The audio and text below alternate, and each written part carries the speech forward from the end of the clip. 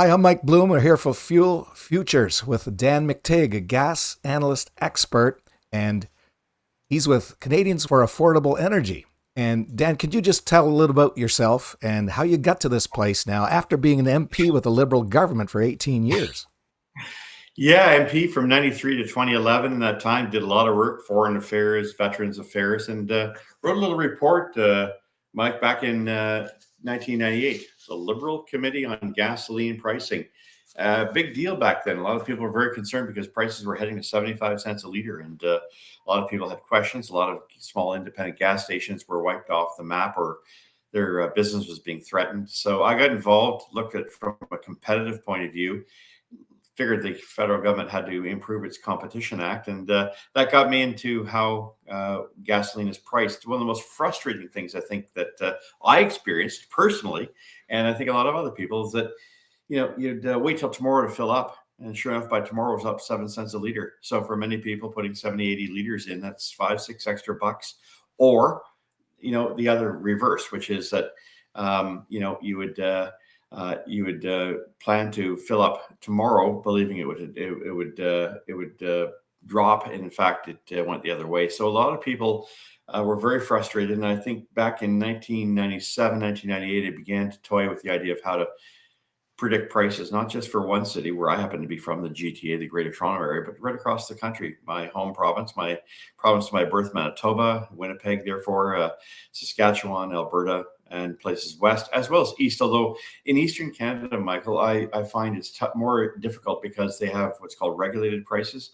And while people think that's really a good thing, it actually winds up in the long run being a net negative for most consumers. But that's really where the energy prediction came from. And of course, I'm president here at affordableenergy.ca. I served as a director for a while doing several things related to energy prices. A few years, tomorrowsgaspriceday.com, a few years at Gas Buddy in the United States. And of course, my own work, which is continuing with gas price predictions on both the affordableenergy.ca site as well as the as Gas Price Wizard. So that's it in a nutshell. Served many years in politics, but I thought I'd give back a little bit of that. It doesn't cost anybody to get this information, but it often does over the longer period of time save you a lot of money. And since gasoline and diesel are going nowhere except greater demand, and even the International Energy Agency finally has had to realize that hydrocarbons are here for a while. It looks like it's something that people can use. It doesn't cost them much to know, but knowing is certainly a way to save some money. Wow. Uh, with all your expertise now, and we're a week after the election, and already things are changing, and you shared with me just a few moments before we started about how it's already gone up. Here we are. What's your opinion on where this is going now? We interviewed you, and folks, I came to know Dan McTeague through a local radio station in my community in Portage la Prairie, Manitoba. And when I did a story with him, we had the most hits ever in the entire company. We've got about 40 stations across the West here. So we just had to do this. And this wealth of expertise and experience, tell us where we are now and what's happening. And you were concerned about the Liberals getting in, and sure enough, they got in. What do you have to say about that? Yeah, well, look, no full disclosure. I was a Liberal MP for 18 years, not just an MP, but a Liberal MP, and did a lot of the work as the consumer energy guy for the party when it actually really cared about these things. I think they probably rediscovered that just before the election, which is why they temporarily suspended the carbon tax. Michael, you and I talked about what that would mean. If it's temporary and you keep the bureaucrats in place to administer it, you keep the enabling legislation in place to ensure that it's replaced or at least modified. It sounds to me like it's a short-term relief. Now, when this happened on April Fool's Day, April 1st, a couple of very interesting things happened at the same time. So we saw that 20 cents, it was 19.4 cents a liter plus GST. When that dropped, we also saw OPEC made a decision that it was going to reopen the floodgates and put more oil out into the market. So almost the same time, oil dropped $10 a barrel, 71 down to $61 a barrel. And what that did is it added another 10-cent drop. So a lot of people saw gasoline, here in Manitoba, 140, 150, Ontario, 160, drop all the way down to 130, 125. And that was a bit of a head fake because two things happened afterwards. The market did tighten up a little bit, but we also saw the on April 15th, we saw the reintroduction of summer blend gasoline, which on average is about 6 cents a liter more than winter spec gasoline. That's a thing, by the way. We do it for environmental reasons because, in the summer, you want to make sure your gasoline doesn't evaporate. So we have to change the way gasoline is made. And in the winter, we want to make sure you get decent ignition. So they put butane in the mix, and that makes it's a very cheap component. It's one of the major reasons why prices are a little less expensive in the winter for gasoline, at least, than they are during the summer. But so what happened is that we've now seen this price go back up, and everybody's getting a little nervous about this. And it's like, well, folks, if you take away the carbon tax, the price you're paying today is pretty much the same as what it was this time last year. So there's no jiggery pokery going on here. It's really the market is doing what it normally does in the summer. As we head towards the summer demand driving season, that begins officially this weekend in Canada, the May 24 weekend, and although it's a few days earlier, and the following weekend, the Memorial Day long weekend. So that's when people take to their cars, they fill up their tanks, and that sets demand on a torrid pace. So that's why we often see prices move up, reflecting this higher demand. And it's nothing odd or unusual about what's going on. We could talk about retailers and how much they take or how much they don't take to try to be competitive or try to get ahead of their competitors. But the reality is that what we're seeing this time of year is the normal increases in prices, regardless of whether the federal government has a tax or not. And by the way, that carbon tax is coming back. If it's not a consumer carbon tax, it'll be industrial carbon tax imposed on refiners. We'll probably pass it back on to consumers. Yes, you had told me that the only party that said they will take out the carbon tax completely was Conservatives. That's and right. Of course, they didn't get in. And you said that even though the carbon tax was allegedly put on pause, because you said there's still a couple taxes that are a part of that carbon tax. Can you explain that as well? Yeah, so the federal government in 2019 snuck in something called the Clean Fuel Regulation, Clean Fuel Standard, basically required that over and above the reductions that might happen because of the first carbon tax and that would go to what's called $130 a ton, which means it'd be another 20 cents a liter by the time it's said and done with, say another 17, 18 cents on top of the 20.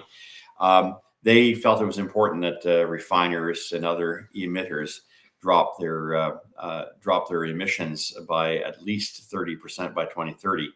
To do that, refineries, so whether it's the refinery in Saskatchewan or the co-op refinery there, or whether it's refineries anywhere across Canada, had to find ways to reduce their emissions. And one of the things they did was called carbon offsets. So what they do is they buy carbon credits, even though they can't and don't have the technology to drop only CO2. We're not talking about pollution, real pollution. We're only talking about CO2, the life-giving stuff. But to reduce that, they had to actually buy a lot more ethanol. Now, while that may be great for farmers, most of that stuff comes from the United States and is blended in Canada. And it means that you and I, our vehicles went from up to 5 to 10% ethanol to now 15% ethanol, not just for regular, but even premium gasoline. So that was the first kick. But to meet that very lofty goal by 2030, the refiners have had to buy into the carbon credit market. And the carbon credit market is pretty simple. If land lies fallow, or you can prove that this is a carbon sink or that it produces some kind of net benefit, you buy into it. Carbon credits on the markets right now. We have them in British Columbia. They've been around for a while, about $400 to $500 a piece. And according to the federal government's own regulatory impact analysis statement on the Clean Fuel Standard, for every $110 of that carbon credit, it's 4 cents a liter. So we're roughly at about 400. That's about heading towards 14, 15 cents a liter. Currently in Canada, it's about 5 to 6 cents a liter that you don't see that's buried in the price of fuel. And I look at rack prices every day. I look at the wholesale price. You can see it yourself. Petro-Canada, still Crown Corporation, and one side of it offers these rack wholesale prices every day. That number is usually about, I'm looking today for Western Canada, that number is about 15 cents a liter higher than what it is in Chicago, which means that second carbon tax is about 6 cents a liter, already buried into the price of gasoline. You pay for that. It was never removed, which also leads me to why I think we're going to be seeing the restoration of the initial carbon tax, especially when you have people like Stephen Guilbeault or his former parliamentary secretary, who's now the new environment and climate change minister. So as long as we hear those creds, it's only a matter of time before people's eyes become, a little more detached from how much and how costly this was, and we start seeing these prices move back up as the government puts its pedal to the metal in terms of restoring that first carbon tax. In the previous discussion we had, you had mentioned that you were making a prediction that around this time of the month, there would be an announcement made. Now, because the carbon tax was on pause, and I might get a little detail wrong, you can correct me on that, but the inflation is going to be announced to have gone down. But then this is probably going to come back up again. That's because the Liberal government's in, of course, and they're bringing that back, like you said. Can you outline that again? Yeah, the carbon tax is highly inflationary. For the past 5 years, I've tried to convince people as it went from 4 to 8 to 12 to 16 to 20 cents a liter, heading to 38 eventually by 2030, going up about 4 cents a year, that would have a cascading effect on all products. You start messing around with the cost of diesel and gasoline, you start raising the price every year. Sooner or later, it starts to boomerang back in the form of higher inflation and higher costs to do business. And input costs are really critical for most business as well. So what has happened is that the temporary relief in the month of April that we saw, mostly because of the carbon tax, but also the coincidence that OPEC, began to say we're going to flood the market with oil, meant that year-over-year comparison, 2024 April with April 2025 during the federal election, gas prices were on average about 25 cents a liter less than they were the previous year. So where that shows up is in the basket of items that StatsCan uses to measure price. And we're going to see on May 20th that price moderation or price review by StatsCan will show a substantial decrease in the cost of living, not just because the economy is slowing, but also because of that pretty significant decrease in prices. And so I would expect that the Bank of Canada is going to have, and I think they've indicated, as Tiff Macklin talked about this last week, the governor of the Bank of Canada, several days or weeks after you and I talked about it, and said, yeah, we're going to see a 7.7 point drop in inflation. So if it was 2.5%, we're going to see 1.8%. I think it's going to be lower than that. It's probably 1.6, 1.7, because the effective tariffs hasn't kicked in. Not only the U.S. tariffs on Canada, but our counter tariffs on American products coming into Canada. So for now, I think it's going to put absolute pressure on the bank on the 20th, which will be Tuesday of next week, when everyone wakes up and it's breaking news. Inflation fell to 1.5, 1.4%. It's going to put absolute pressure on them to drop interest rates on June 4th. And I would expect they held off last time. They're going to probably have to drop it 0.5%. Now, that would be great news. If it were not the fact the federal government, provincial governments are borrowing so much money, you're not going to see a drop in mortgage rates. It's really only the central bank rate that's going to drop. Mortgage rates are still going to be very expensive. And unfortunately, in an economy where we've got governments that have overspent, my province here in Ontario just announced almost a $15 billion deficit, not debt deficit. Last year it was only $1 billion. So we are heading towards some very, very difficult times. And the more governments borrow from the private sector, from the markets, the more they crowd out others from being able to get access to credit. And that means there's demand for credit, which means credit prices go up, not down, even though the central bank, the Bank of Canada, is dropping them. So keep our eyes open for May 20th and my. Absolutely. Yeah. Can you show us again, explain where we are across Canada? And we're in Manitoba ourselves here. Maybe pinpoint that as well, what the cost is and what the prices should be and so forth, and where that would likely be. Yeah, you'd be paying $1.55 for an average liter of gasoline, were it not for the carbon tax being removed. So you're at $1.30 in Winnipeg. Some places are a little higher, a few of them are a little lower, and that's based on a wholesale price of about 92 and a half cents a liter. Then you've got the federal tax of 10 cents, the provincial tax of 14. You have on top of that the HST and whatever retail margin that gas stations use. That's the breakdown. The rest of the province, like I'm looking Dauphin and Brandon, in the 120, 124 range. Some I've seen as low as $1.15, but those are really operations that might be reserves or native reserves where they don't have to pay the GST, they don't have to collect it, therefore they don't have to pay it, therefore they don't have to charge it. So those tend to be somewhat advantageous. Neighboring Saskatchewan in the mid 130s. Alberta fluctuating between $1.30 and $1.38. Of course, British Columbia, Central, 160, 155, while Vancouver, the Lower Mainland, is $1.80. Vancouver has the highest taxes on fuel in any jurisdiction in North America. So it complains when it sees $1.80. But only the carbon tax has been removed. All those other taxes are in place in Vancouver. They have a transit tax for TransLink, 18 cents a liter. They have provincial tax, 6 cents a liter. It goes on. Now, Eastern Canada, Ontario, we're in the 140 range. We've gone up a little bit. We're going to go down a little bit this weekend. And Quebec, always 25 cents a liter more because they still have a carbon tax. So in Quebec, it's 160, 163 is the number there. And Atlantic Canada, well, they just had a big spike, both in diesel and gasoline. They do their regulatory price changes on Fridays now.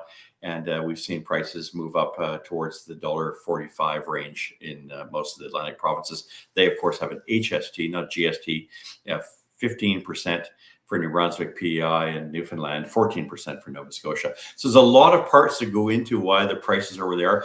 My sense is that this week will be a bit of a mixed bag. We'll see some downward pressure on oil prices, but with the U.S. Demand summer driving season, you'll get clips of all the highways in the United States are going to be packed with people taking to the roads Thursday and Friday of next week. We're going to start to see upward pressure on prices over the short term, maybe 5 cents a liter to the upside, stabilizing throughout much of June, maybe down a penny or two.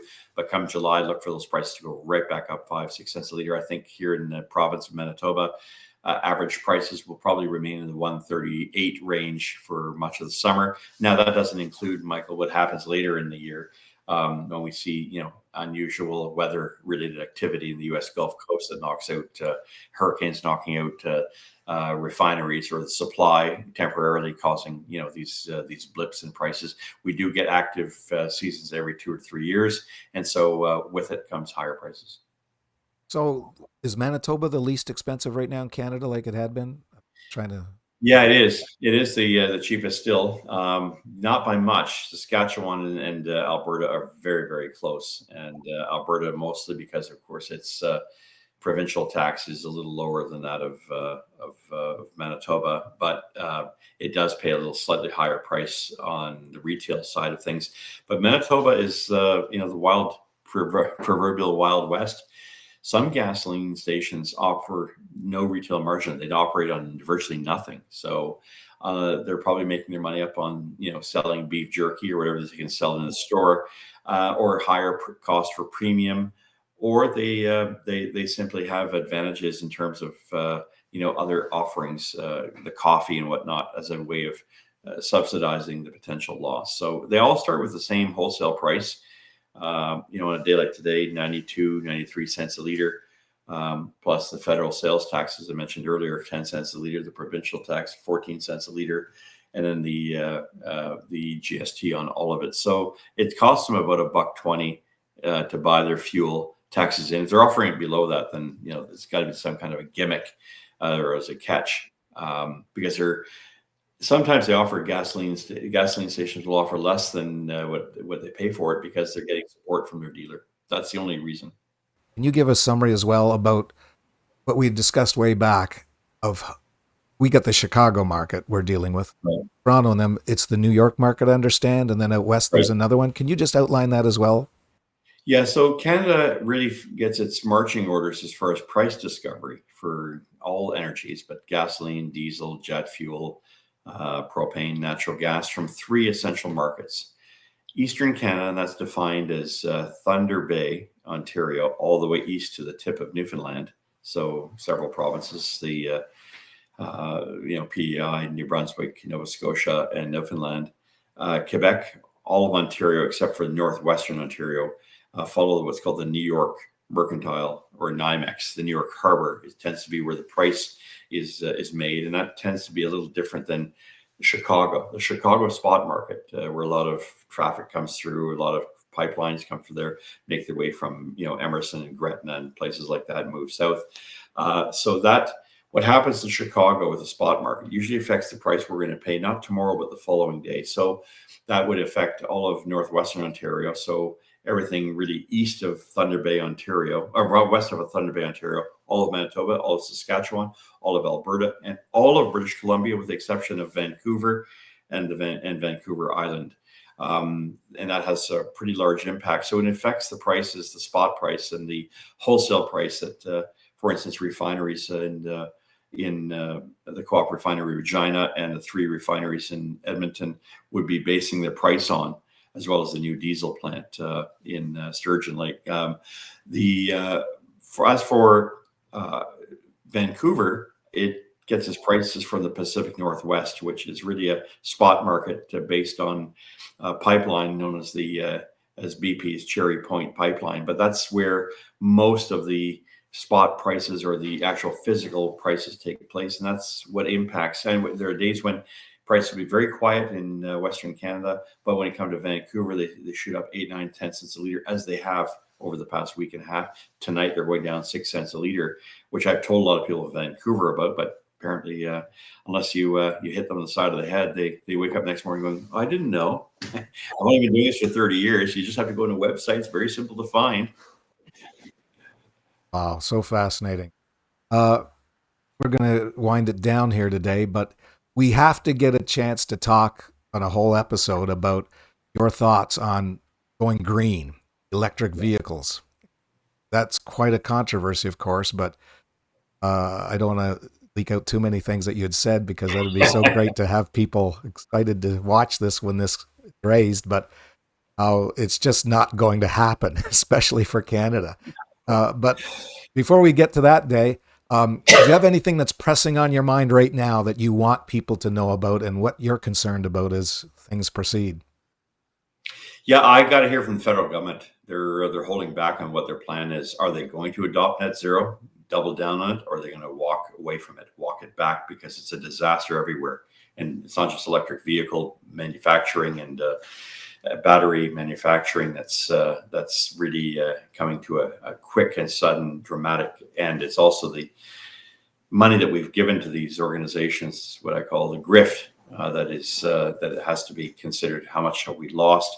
How much of our economic activity is being impacted? I don't want to get too much into what we'll talk about, but canola farmers are paying for Ontario's fantasies over being able to replicate what China has done with electric vehicles, and it's a very dangerous position to be in. So while we're concerned about Orange Man bad south of the border and his tariffs, we're not paying a whole hell of a lot of attention to what China is doing. And I think we need to open our eyes, because either way, we're going to get squeezed unless we start to build things that the world wants, and which is unique to Canada. And we'll come back to this. But if Canada has any regrets about building out its energy supply, and I'm not just talking natural gas, let's talk oil. If countries around the world are coming to us saying, can you produce more of it? We're saying there's no business case. I'll be interested to hear what Mark Carney and the Liberals have to say, because judging by the makeup and the composition of their cabinet and their members, it's meet the new boss, same as the old boss. Sorry to Roger Daltrey and the Who. Well, I can't wait to really get into that some more. This is going to be fascinating. Folks, this is the debut episode, and we're going to be doing this weekly, I guess we were talking about, and try to keep you updated on what's happening. And so thank you so much, Dan. Really appreciate your expertise on this. This is so helpful, and I hope it helps a lot of people out there. Thanks, Michael. again. Let's work together to get more people to be aware of what we're doing and save them some money in the long run. That's what it's all about. Amen. Well, thanks again, and have a great day, Dan, and we'll be back again next week, and maybe we'll focus on that issue of electric Canada and see how that fares out. Okay. Looking forward to it, Michael. Thank you. Have a great day.